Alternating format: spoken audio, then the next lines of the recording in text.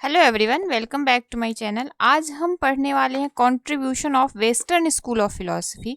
इसके पहले की वीडियो में हमने इंडियन स्कूल ऑफ फिलॉसफी देखा। अब हमें क्या पढ़ना है? हमें पढ़ना है western school of philosophy. Western school of philosophy में सबसे पहले मैं बता दूं कि आपके सिलेबस में कौन कौन से टॉपिक हैं। ऑलमोस्ट सारे ही topic western school of philosophy से हैं। वेस्टर्न स्कूल ऑफ फिलॉसफी, दोनों में अंतर तो है। इंडियन स्कूल ऑफ फिलॉसफी जहाँ नॉलेज की खोज के लिए था, वहाँ पे लाइवलीहुड के खोज के लिए जो था वो था वेस्टर्न स्कूल ऑफ फिलॉसफी। सबसे पहले देख लेते हैं वेस्टर्न स्कूल ऑफ फिलॉसफी में कितने टाइप हैं और कौन कौन से हमें पढ़ने हैं। तो वेस्टर्न स्कूल ऑफ फिलॉसफी की जब हम बात करते हैं तो इसमें आ जाता है आपका नेचुरलिज्म। क्या क्या आ जाता है? नेचुरलिज्म,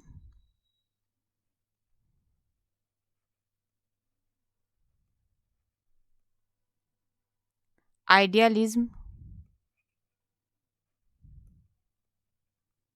उसके बाद आता है रियलिज्म, उसके बाद आता है प्रैग्मेटिज्म,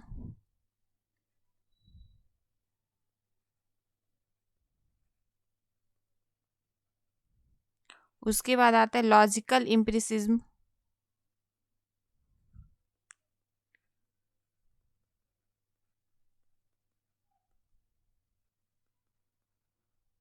और लास्ट में आता है एग्जिस्टेंशियलिज्म।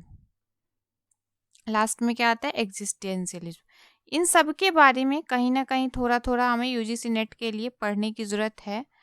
तो एक बार सबके बारे में देखेंगे, मिलके सोचेंगे कि क्या है। नेचुरलिज्म, आइडियलिज्म, रियलिज्म, प्रैग्मेटिज्म और एग्जिस्टेंशियलिज्म जो हमारे सिलेबस में है वो सारे ही हैं। ऑलमोस्ट ये सारे ही हैं। और हाँ, मार्क्सिज्म भी एक छूट रहा था, मार्क्सिज्म भी है।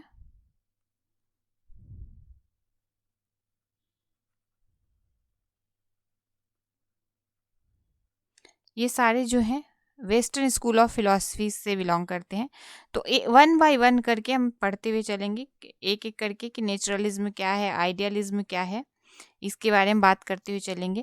फिलॉसफी जो शब्द है, आपको पता है लव ऑफ विजडम है। जो इंडियन पर्सपेक्टिव में मैंने आपको बताया था कि फिलॉसफी का मतलब होता है लव ऑफ विजडम। विजडम को जानना, नॉलेज को जानना, अपने रियल नॉलेज को जानना, क्या है?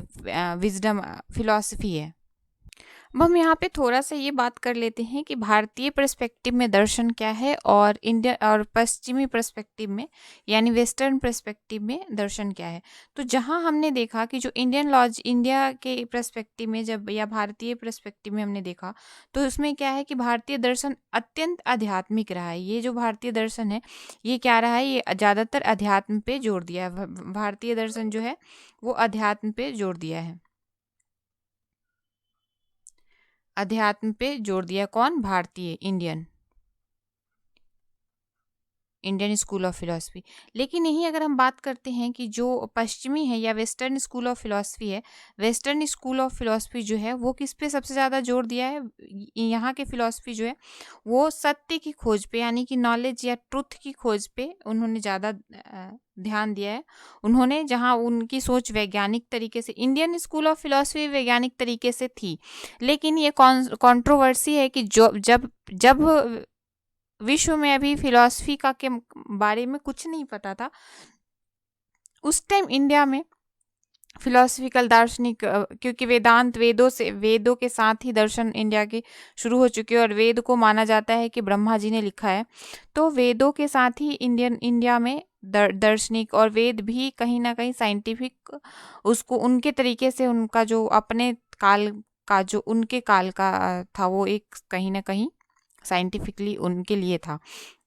तो अभी लेकिन आज के पर्सपेक्टिव में जो पश्चिमी देश है वो इंडियन स्कूल ऑफ फिलॉसफी को समझता है कि कुछ भी नहीं है, वो शून्य है, मतलब उसकी कोई अभी वैल्यू नहीं है, क्योंकि ये जो है जीवन मरण के चक्र में फंसा हुआ ही रह गया है। ये तार्किक, ये जो अभी जो ये जो अभी से जो पढ़े तथ्य है उसको जीवन से पढ़े जो तथ्य है उस पे ज़्यादा जोर देता है, जबकि जो पश्चिमी देश है, जो वेस्टर्न संस्कृति है, वहाँ पे किस पे सबसे ज़्यादा है? वैज्ञानिक है, तार्किक है, भौतिकवादी है और व्यक्तिवादी वो लोग ज़्यादा हैं। वो लोग क्या है, देखो इनके नाम में ही देखो, नेचुरलिज्म जिसमें नेचर ही सब कुछ है, आइडियलिज्म है, रियलिज्म है, रियलिस्टिक है, प्रेगमाटिज्म है, लॉजिकल इम्पिरिकल है, मार्क्सिज्म है, एग्जिस्टेंशियलिज्म है। यानी कि यहाँ पे इसके नाम में ही आपको पता चल रहा है कि जो चीज़ें हैं वो भौतिकवादी है, व्यक्तिवादी है, प्रकृतिवादी है, या वैज्ञानिक सोच पे इनके दर्शन जो भी है वो उन्होंने अपने दर्शन को प्रकृति सोच पे बनाए हुए हैं। जब बात पश्चात दर्शन की करते हैं, तो जो इंडियन स्कूल ऑफ फिलॉसफी की अगर हम बात करते हैं, तो इंडियन स्कूल ऑफ फिलॉसफी जो है वो इंडिया में प्रस्फुटित हुई है, इंडिया से ही शुरू हुई और इंडिया के सब कॉन्टिनेंट तक ही इनकी मान्यता है। लेकिन जब हम बात करते हैं पश्चात दर्शन यानी वेस्टर्न स्कूल की, तो इनका जो उद्गम स्थान है या जन्म स्थान है वो कहाँ पे माना जाता है? वो ग्रीस में माना जाता है। कहाँ पे माना जाता है? यूरोपियन जो कंट्रीज़ के फिलॉसफी है वो कहाँ पे इनका जो उद्गम स्थान है वो ग्रीस में माना जाता है। इनको ये बताया गया कि ग्रीस में दार्शनिकों के जड़ जगत का विवेचन किया तथा उसके पश्चात आत्मा का विश्लेषण किया। इनका जो था कि जो अभी भौतिक जो प्रेजेंट में है इस पे विचार किया जाए, ना कि जो फ्यूचर में हम मतलब अगर मरेंगे, मरने के बाद कहाँ जाएंगे, क्या होगा हमारे साथ। इंडियन इस पर्सपेक्टिव में अगर आप पढ़ते हो दर्शन शास्त्र को, तो चाहे वो जैन हो गया, बौद्ध हो गया, सब कहीं ना कहीं, या इस्लाम को भी देखो, तो ये मरने की बाद की बात करते हैं कि भाई हम मरेंगे, जीवन मरण का चक्र, इन सब चीज़ों कहीं ना कहीं आया है। चाहे वो ईश्वरवादी हो, चाहे वो अईश्वरवादी हो, यानी कि क्या कहते हैं उसको, नास्तिक हो, सभी ने कहीं ना कहीं इस चीज़ को माना है कि लाइफ आफ्टर डेथ। लेकिन जो वेस्टर्न स्कूल ऑफ फिलॉसफी है ये कहता है कि जो आत्मा है, अभी जो हम अभी हैं, जड़ तथा आत्मा, इसमें अभी सुख लो, अभी के समन्वय का प्रयास किया गया है। ग्रीस दर्शन का महत्व इस बात से इंगित होता है कि इसके इसके बिना पश्चात दर्शन को ही अपूर्ण कहा जाता है। ग्रीस दर्शन जो है, जो ग्रीक दर्शन माना जाता है, उस वो वहाँ की शुरुआत जो होती है सुकरात के टाइम से होती है। उसी टाइम ये कहा गया है कि अगर ये पश्चिमी जगत का जो पूरा दर्शन शास्त्र है इन्हीं पे टिका हुआ है। जो सबसे पहले सर्वप्रथम दार्शनिक के तौर पे जिसको स्पष्ट किया गया था वो कौन था? वो था प्लेटो। जो सबसे पहले वेस्टर्न वेस्टर्न कंट्री के जो वेस्टर्न फिलॉसफी हैं, इसको जिन्होंने जिन्होंने शुरुआत करी थी उनका नाम क्या था? प्लेटो। ये याद रखना, ये कई बार पूछता है प्लेटो। अगर इंडियन पर्सपेक्टिव में पूछे तो शंकराचार्य हो जाएगा, लेकिन वेस्टर्न उसमें कॉन्टेक्स्ट में पूछ रहा है तो वो क्या हो गया? प्लेटो। शंकराचार्य मैंने क्यों कहा? क्योंकि उन्होंने जो वेदांत का क्रक्स है, वेदों का जो क्रक्स है, उन्होंने कहीं ना कहीं इन सब पे ध्यान दिया था। और अगर बात वेदों की करते हैं तो वेद को तो कहा जाता है कि इसको ब्रह्मा जी के द्वारा अवतरित है, तो इस पे तो कोई ऑथेंटिसिटी है ही नहीं। अब अगर हम यहाँ पे आपको ये बताने की कोशिश करें कि जो प्लेटो है, उनने उनके जो शिष्य अरस्तु, उन्होंने दर्शन शास्त्र को आदर्शवाद से मिलाया, से निकाल कर व्यवहारिकता प्रदान करने की कोशिश की, जिसमें दर्शन क्या, दर्शन एक आइडियलिस्टिक वे में बात करते, फिलोसफिकल बात करते हैं कि अच्छा ये होगा या ऐसे होता है, ऐसे करेंगे तो ये होगा। लेकिन इन्होंने जो प्लेटो के जो शिष्य थे अरस्तु, इन्होंने क्या करा, इन्होंने इसको व्यवहारिकता मतलब जो डे टू डे लाइफ है उससे जोड़ने की कोशिश करी, व्यवहार से जोड़ने की कोशिश करी। उसमें क्या इन्होंने जोड़ा तर्क बुद्धि जोड़ी, इन्होंने इसमें अनुभववाद बताया, जो उनका अनुभव था वो बताया, प्रत्ययवाद बताया, अस्तित्ववाद, एग्जिस्टेंस के बारे में बात करी। तो ये कौन से दर्शक किन्होंने शुरू किया? प्लेटो के जो शिष्य थे अरस्तु। किन्होंने करना शुरू किया? अरस्तु ने।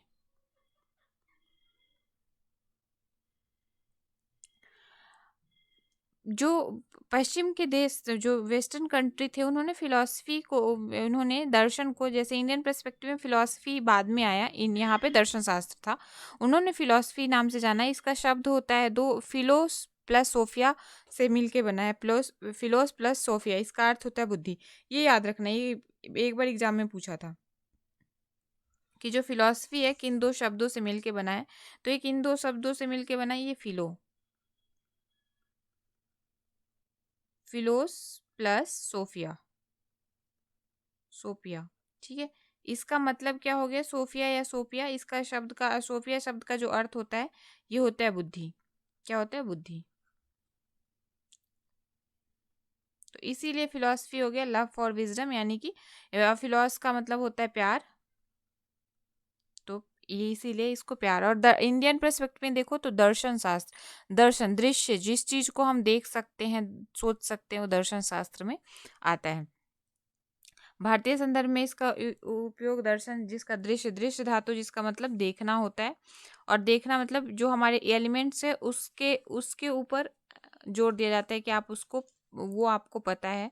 ये हो गया इंडियन स्कूल ऑफ फिलोसफी और वेस्टर्न स्कूल ऑफ फिलोसफी में अंतर। ये चीज़ आप माइंड में हमेशा ध्यान रखना कि जो प्लेटो हैं इन्होंने शुरुआत करी थी वेस्टर्न कल्चर की, वेस्टर्न फिलोसफी की, और इसको और आगे किन्होंने बढ़ाया, इसको और आगे बढ़ाया जो उनका नाम था अरस्तु। और प्लेटो कौन थे, प्लेटो जो थे सुकरात के शिष्य थे, महान दार्शनिक ये भी हुए लेकिन इनको मार दिया गया, इनकी दर्शन को, शास्त्र को समझा नहीं गया।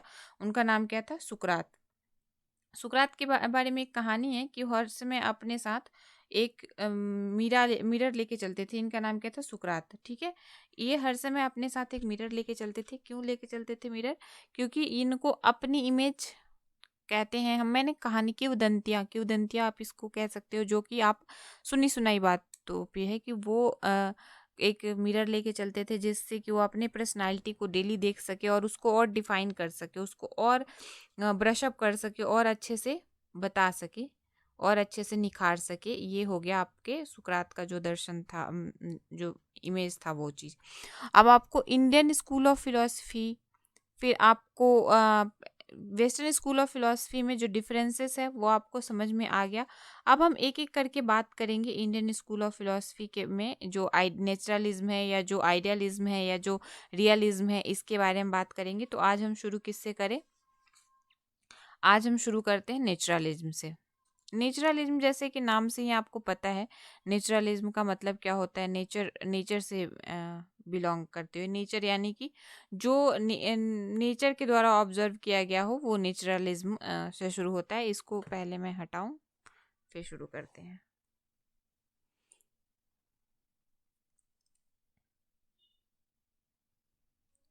तो हम शुरू किससे करते हैं, हम शुरू करते हैं नेचुरलिज्म से। पहला है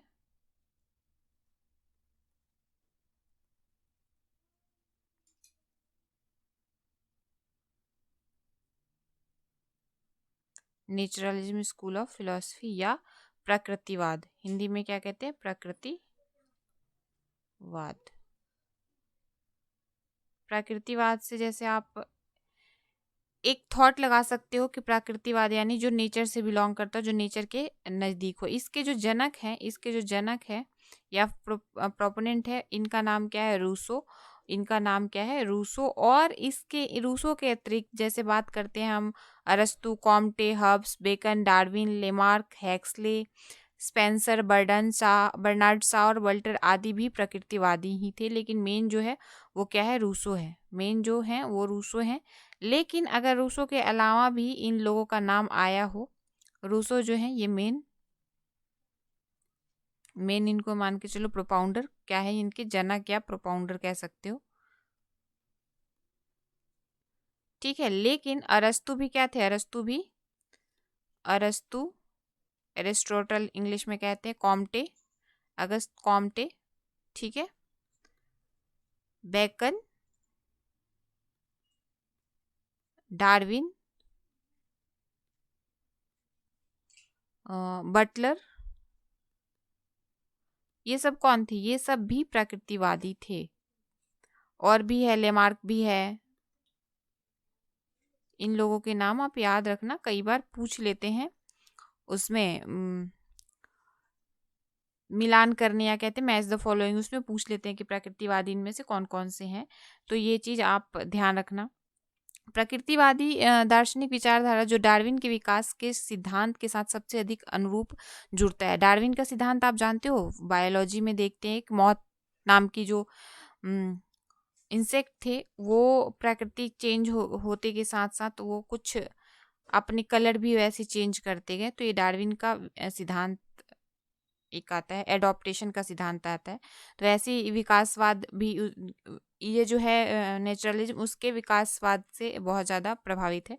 प्रकृतिवाद इस बात की दृढ़ता पे बल देते हैं कि सम जितने सारे ज्ञान हैं, जितने सारे नॉलेज हैं, वो सब प्रकृति द्वारा ही हमें मिलती है। प्रकृति द्वारा हम अंतःक्रिया करके, यानी कि हम उनसे संयोजन करके उसके साथ एक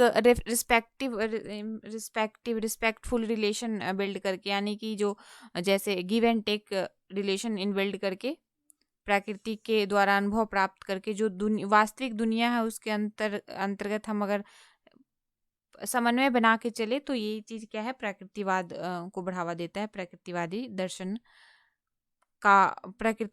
दर्शन को बढ़ावा देता है। प्रकृतिवादी में वह है कि जो प्रकृति ही यहाँ पे मेन तत्व, मेन एलिमेंट कौन कौन है, मेन एलिमेंट को प्रकृति ही माना गया, नेचर को ही माना गया है मेन। जो नेचर जो हमें नेचर देता है, जो नेचर को चाहिए हमसे, वो चीज़ हम उसको ज़रूर लौटाएं। जो नेचर हमें देता है वो चीज़ हम नेचर से ज़रूर लें, और बस इसके अलावा हम बाकी किसी भी चीज़ के बारे में नहीं वो करें। प्रकृतिवाद अगर बात करते हैं, नेचुरलिज्म की जो बात करते हैं, तो ये कितने बहुत सारे प्रकार के भी आते हैं, जो कि अलौकिक सत्ता या सत्तामूलक या प्रगतिवाद, प्रकृतिवाद के को मानते हैं। इन सब चीज़ों के बारे में क्वेश्चन नहीं पूछता है, इसलिए हम इतना ज़्यादा नहीं ध्यान देंगे इन सब चीज़ों में। जो यूजीसी नेट पूछता है, जिस पर्सपेक्टिव में बात होती है यूजीसी नेट में प्रकृतिवाद में, उसके बारे में ही बात करते हैं। यहाँ पे क्या है, nature is creator, nature is the creator and cause of this universe. Wait a minute, ये कहाँ से पहुंच गए भाई तुम?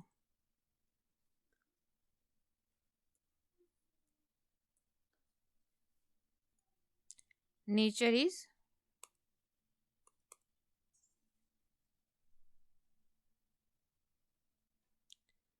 इसके अनुसार, नेचुरलिज्म के अनुसार यानी प्रकृतिवादी के अनुसार क्या है, nature is the creator and cause of this universe.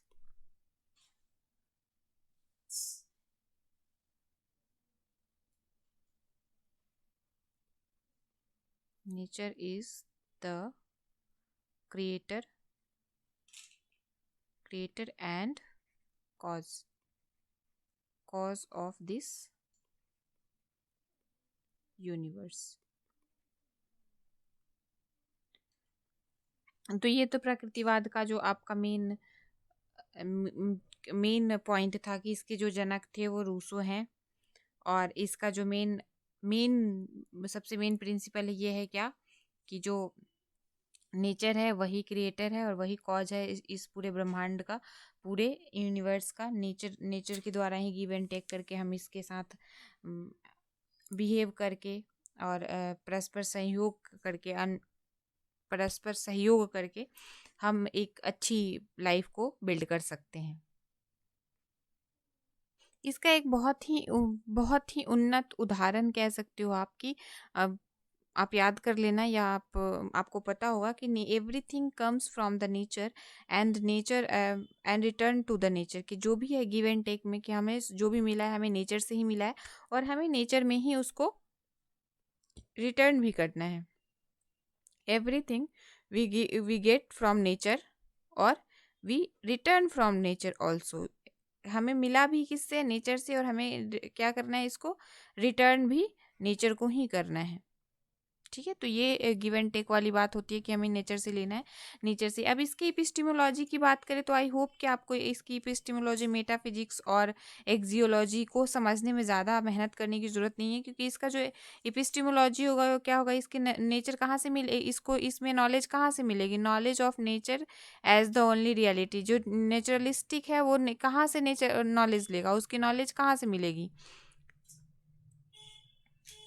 उसको नॉलेज सिर्फ और सिर्फ नेचर से मिलेगी,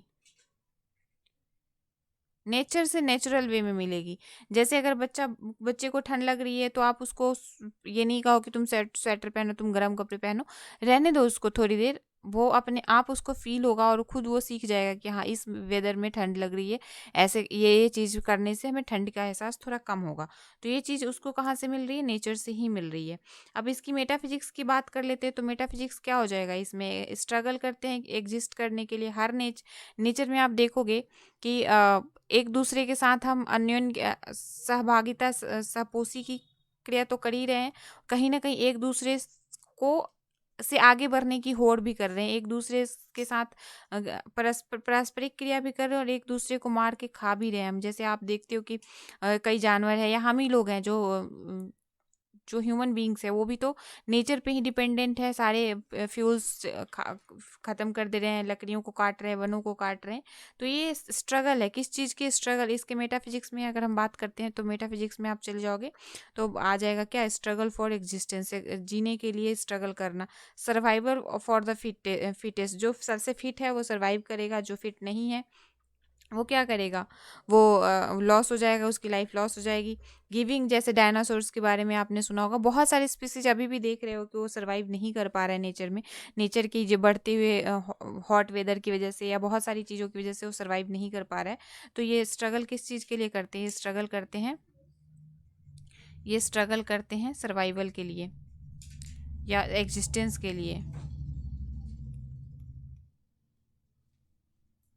ये एग्जिस्टेंस के लिए भी स्ट्रगल करते हैं, ये सर्वाइवल फिटेस्ट के लिए करते हैं। Giving full freedom, the universe is a natural creation, ये हमें पता ही है। तो मेटाफिजिक्स के बारे में भी आप इसमें कहीं ना कहीं आपको समझ है। एक्जियोलॉजी के बारे में अगर हम इसकी बात करते हैं, यानी मूल्य मीमांसा के बारे में बात कर लेते हैं, तो इसका मूल्य मीमांसा क्या है कि जो नेचर जैसा तुम करोगे वैसा ही पाओगे। इस नेचर के द्वारा नेचर आपको पनिश करेगा। आप अगर नेचर के साथ कुछ छेड़छाड़ कर रहे हो तो आप उसको नेचर आपको पनिश भी करेगा, सो दैट आप नेचर के साथ पोलाइट रहो, वो भी आपको वैसे ही पोलाइटली लाइवलीहुड अच्छे से। जैसे आप अगर नेचर के साथ बहुत ज़्यादा नेचर को हॉट कर रहे हो, पॉल्यूट कर रहे हो, तो इसके फलस्वरूप आपको क्या मिल रहा है? आपको वार्मिंग, ग्लोबल वार्मिंग मिल रहा है, ग्लेशियर पिघल रही है, आपकी सांसें, आप जैसे दिल्ली में जो लोग दिल्ली में हैं उनको तो अभी पता ही चल रहा है कि पॉल्यूशन की वजह से छुट्टियां पड़ रही है, सांस जो बाहर निकलने में आंखों में जो जलन होती है। तो ये सब चीज़ क्या है? नेचर के साथ हम खिलवाड़ कर रहे हैं, तो नेचर भी हमारे साथ क्रूर व्यवहार कर रही है। ये नेचुरलिज्म ये बताने की कोशिश करता है। इसकी मूल्य मीमांसा यानी कि एक जियोलॉजी ये बताती है कि इसकी वैल्यू जो तुम जो तुम दोगे नेचर को, वही तुम्हें वो वापस बैक करेगा। तो इसका ओवरऑल पर्सपेक्टिव यही है। इंडियन स्कूल ऑफ फिलॉसफी और वेस्टर्न स्कूल ऑफ फिलॉसफी में यही डिफरेंस है। इंडियन स्कूल ऑफ फिलॉसफी जो है वो बात करता है जीने के लिए अच्छे से जियो और मरने के बाद के लिए भी सोचो। और ये क्या कह रहा है? ये अभी जो तुम जी रहे हो यही तुम हो, इसके आगे तुम नहीं हो। मरने की बात तो यहाँ कहीं आती ही नहीं है इसमें। अगर आप और भी जितने सारे आइडियलिज्म पढ़ोगे, मार्क्सिज्म पढ़ोगे, तो उसमें बात करते हैं। आज के लिए आप बस इतना ही समझो। नेक्स्ट वीडियो में हम आइडियलिज्म, मार्क्सिज्म के बारे में बात करेंगे। तब मिलते हैं हम अपने नेक्स्ट वीडियो में। तब तक के लिए आप अपना ध्यान रखें। बाय। अगर मेरी एफर्ट्स आपको अच्छी लग रही होगी तो प्लीज़ सब्सक्राइब ज़रूर कर दें और अपने दोस्तों से भी सब्सक्राइब करवाएं मेरे चैनल को, सो दैट मेरे को मोटिवेशन और से ज़्यादा मोटिवेट हूँ। Thank you.